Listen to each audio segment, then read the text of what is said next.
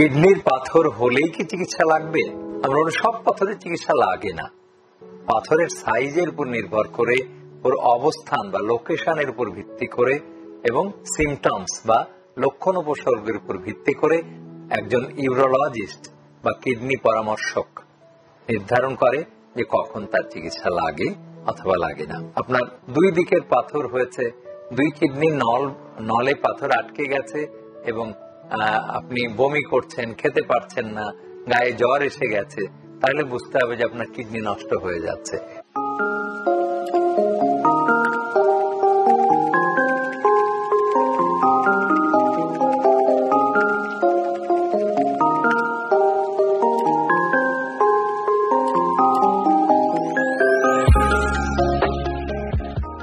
কিডনির পাথর হলেই কি চিকিৎসা লাগবে?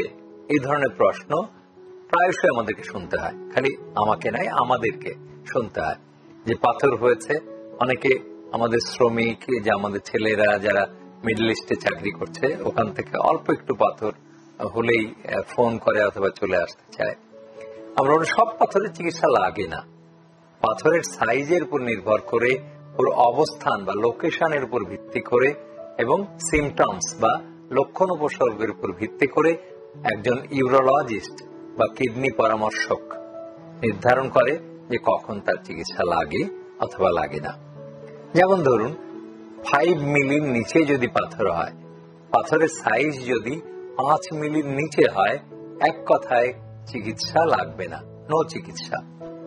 হ্যাঁ, মিডল ইস্টে বা আমাদের দেশেও কখনো কখনো আমরা কিছু কিছু ঔষধ সেসব ক্ষেত্রে, হয়তো খুবই ছোট ছোট পাথর, অনেকগুলি গুঁড়ো গুঁড়ো পাথর, গ্র্যাভেলস, সেগুলি ক্লিয়ার করার জন্য আমরা ওষুধ প্রয়োগ করি। কিন্তু অপারেশন বলতে যে জিনিস, সেটা লাগে না। 5 মিলির নিচে কোনো অপারেশন বা চিকিৎসা লাগবে না। কেবলমাত্র কখনো কখনো আমরা পাথর যেন বেরিয়ে যেতে পারে তাকে সহায়তা করার জন্য কিছু ওষুধ প্রয়োগ করি। তার মধ্যে পটাশিয়াম সাইট্রেট থাকতে পারে, আবার থায়াজাইড ডায়োরেটিক্স থাকতে পারে, যেমন অ্যাকিউরেন আমাদের দেশে পাওয়া যায় 25 মিলিগ্রামের অ্যাকিউরেন, এটা খাওয়া যেতে পারে। কিছু কিছু ওষুধ মিডল ইস্টে দেয় এবং সেটা আয়ুর্বেদিক ওষুধও দেয়, সেইগুলি আমরা খেতে দিতে পারি না, কারণ আয়ুর্বেদই আমরা পড়াশোনা করি নাই।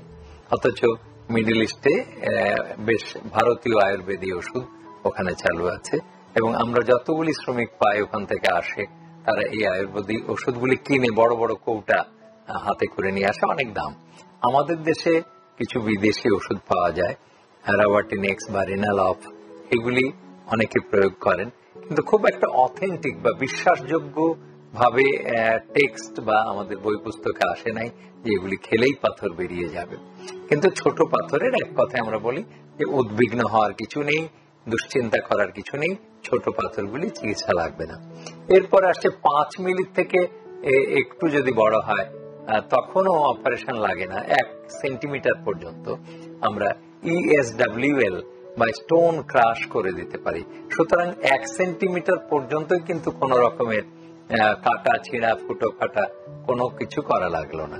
তাহলে দেখেন যে পাথরের সাইজ, পাথরের অবস্থান বা লোকেশন আর সিমটমস, যে লক্ষণ উপসর্গ কি হচ্ছে। যেমন একটা 7 মিলি পাথর যদি আপনার কিডনির নলের মধ্যে চলে আসে, তাহলে কিন্তু প্রচন্ড ব্যথা হবে এবং তখনই আপনি সেটার জরুরিভাবে অপারেশন বা চিকিৎসা করতে হবে। তাহলে পাথরের লোকেশন বা অবস্থান খালি সাইজের উপর নির্ভর করলো না। এই 7 মিলি পাথর যদি কিডনির নিচের তলায় পড়ে থাকতো, আমরা বলতাম যে নো চিন্তা, কোনো চিন্তাই করবেন না, এটা কোনো চিকিৎসা লাগবে না। কিন্তু এই 7 মিলি পাথর যখন কিডনির নলের মধ্যে চলে আসলো, যেটাকে আমরা বলি ইউরেটার, সেই ইউরেটারিক স্টোন যদি হয়, তাহলে প্রচন্ড ব্যথা শুরু হবে এবং ব্যথাগুলি হবে একদম স্পাজমোডিক বা খামচে ধরার মতন, ঢেউয়ের মতন। সমুদ্রের ঢেউ যেমন দূর থেকে গর্জন করতে করতে এসে পায়ের কাছে আছড়ে পড়ে বেলাভূমিতে, সেইভাবে প্রচন্ড জোরে ব্যথা হয়ে আপনার পেটের মধ্যে খামচে ধরে, চেপে ধরে আপনি শুয়ে গড়াগড়ি পারবেন। সেই ব্যথা দিয়ে শুরু হতে পারে ইউরেটারিক অবস্ট্রাকশন বা ইউরেটারিক স্টোন বা কিডনির নলের পাথরের ব্যথা, যেটাকে দ্রুত গতিতে দ্রুততম সময়ে পাথর বের করে ফেলতে হবে। এবং এইটাও অপারেশন, কিন্তু পেট না কেটে না ছিঁড়ে প্রস্রাবের রাস্তা দিয়ে পাথরটা বের করে দেয়া। কাজে দেখেন যে কেবলমাত্র সাইজের উপরে নির্ভর করছে না, সাইজ বা ওর কতখানি আকার হয়েছে সেটা, প্লাস ওর অবস্থান কোথায় সেটা অবস্থান করছে সেটা, এবং তারপরে আসছে সিমটমস, যে লক্ষণ উপসর্গ দিচ্ছে কিনা। আপনার দুই দিকের পাথর হয়েছে, দুই কিডনির নলে পাথর আটকে গেছে এবং আপনি বমি করছেন, খেতে পারছেন না, গায়ে জ্বর এসে গেছে, তাহলে বুঝতে হবে যে আপনার কিডনি নষ্ট হয়ে যাচ্ছে।